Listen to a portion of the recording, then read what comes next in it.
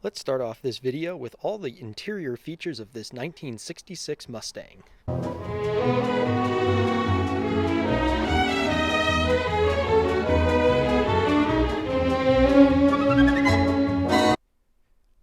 Let's go over the materials that you're going to need for this. So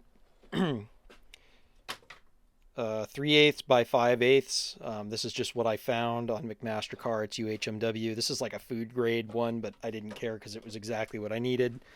You'll notice that it's a channel.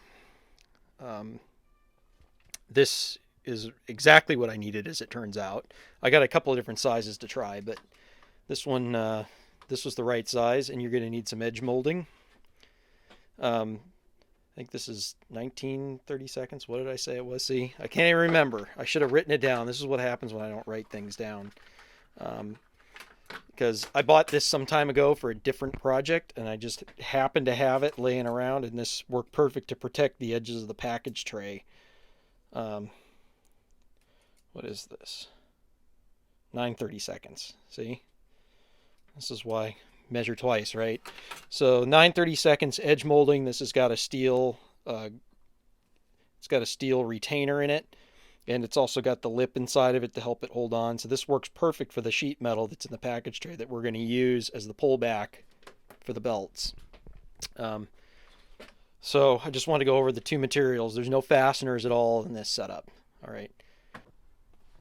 So let's go over the installed product first. Put the 3 points in the rear here. If the nieces and nephew are going to be riding around, this is a must. So wanted to show the install.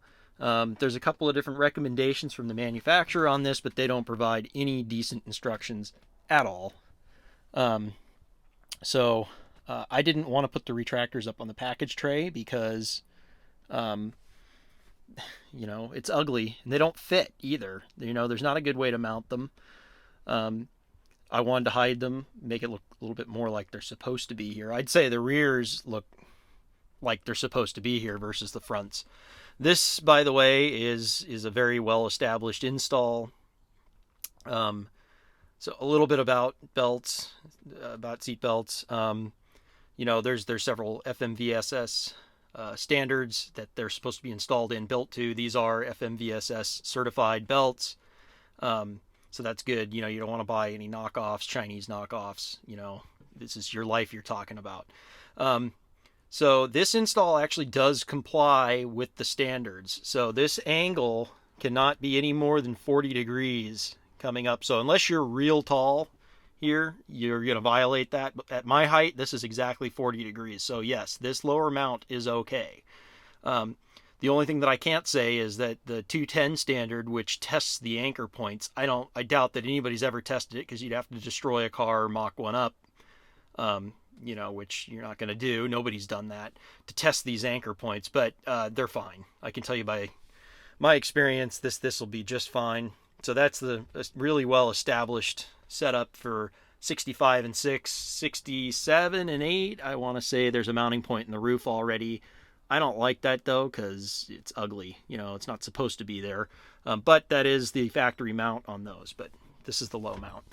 So this is going to be more about the rears. So I just wanted to go over what the finished product looks like. We're going to go ahead and we're going to take the package tray out of here. This is the original package tray, and I am going to replace it. But I wanted to cut it first for the holes, and I put some edge molding on it just to clean it up for right now. Just as a template, really, to see how it was going to work. The cutouts actually worked really well, and so we're gonna use this as a template to cut out the new one when I do the interior. So this is just temporary. So let me go ahead and pull this package tray out of here, and then we'll show you what the setup looks like. Okay, so as we go over this, I am going to have a disclaimer here that this is my way of installing this. It is not a certified or tested way of installing this. I assume no liability for how you install these. So that's all on you. I'm just showing you this is what I did and what I think will work. So it doesn't. There's no assumption that this has been tested to any FMVSS standards, because it hasn't. But let me show you what I did. So remember the edge molding that I showed in the beginning of this. I wanted to go over the materials first, so I did. I installed this all the way around, just that way there's no sharp edges anywhere, the package tray, because we don't want that. And then what I did is I cut 4.5 inches of the UHMW material. This one's 5/8 by 3/8, and that snapped over, a nice snug fit, just perfect around here. So the way that this works is they want these retractors, which makes complete sense to me. This retractor's got to be loaded a certain way, and it's on the same plane as it's mounted. So you can't take this retractor and stand it up and then pull the belt that direction without some kind of support, because you're not going to load it correctly. It's designed to be loaded only one way, just like these right here. Here's a perfect example, right? The belt comes up through the guide here, and it's only loaded in this direction. You don't want to load it this way or that way. It's not designed to be loaded those ways, only this direction.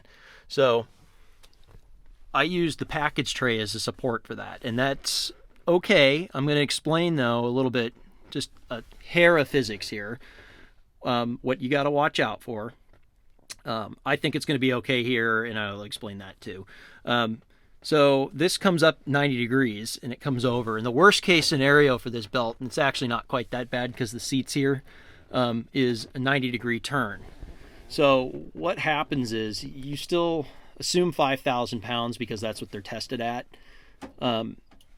You've got 5,000 pounds that's being pulled on this. Now, when you deflect, that's what this is called, a deflection, at 90 degrees, the factor is 1.41, which means that I've now got 7,000 pounds pushing on this point right here. That's a lot of force. That's assuming worst case scenario. That's 22,500 kilonewtons, I think, is 5,000 pounds. I think they rated it. The test is done in kilonewtons. So you have to multiply whatever the load is times 1.41 at a 90-degree angle, which is the retractors are installed at a 90-degree angle to the package tray. So that's the only thing I looked at there. There's also another thing called capstan friction, which is what this is. I didn't check that because I know this radius is fine. You have the same thing that happens here through this guide. It's got a radius on it, and there's this thing called capstan friction. Don't worry about that. I did think about it, and I looked at it, but it's not an issue.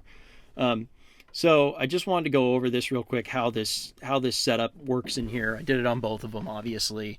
Low friction material going on here. It makes them glide right in and out, and they're hidden, which I like. There's really no good place to put the retractor up here if you look at it. What are you going to do? You're going to mount it in this corner. You can't really even get into this corner here. And then you can't get a large enough washer on the bottom of it. So then you're going to rip your hardware out. This is the strongest method to have the retractor, and I didn't talk about this. It's bolted into the wheel well down there with a huge washer. It came in the kit, and there's an angle bracket that takes it down there. That's the strongest method for installing these. Now these belts, they have clinch. I call them clinch plates in the buckle. So you could fasten this thing, and you could cut this end of the belt off if you wanted, and the lap belt would still function. So that makes these a little bit safer, I guess. If the shoulder portion was to fail, you still have the lap portion functional. But I'm not worried about it. I think the rears fit better than the fronts. I think they look like they're supposed to be there. I got these from Seatbelt Solutions. And they're made in Juniper, Florida. They're certified and tested there. It's an American product. And I think that they came out really quite well, and it'll be great for the, safer for the kiddos. So I just want to go over that real quick. And I'll go ahead and get a shot in the trunk too, so you can see what it looks like underneath there as well.